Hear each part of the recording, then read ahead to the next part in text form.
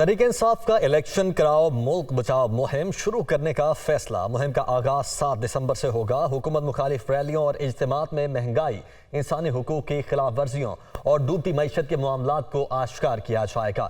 Liaquat Ali Rana report کر رہے ہیں۔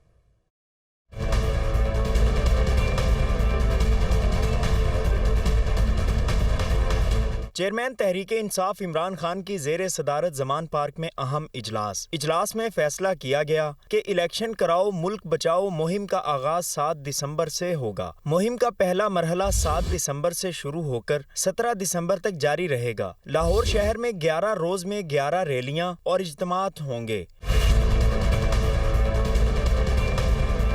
مہم کی پہلی ریلی حماد اظہر کے حلقے سے نکالی جائے گی۔ ریلیوں میں مہنگائی، انسانی حقوق کی خلاف ورزیوں اور ڈوبتی معیشت کے معاملات کو آشکار کیا جائے گا۔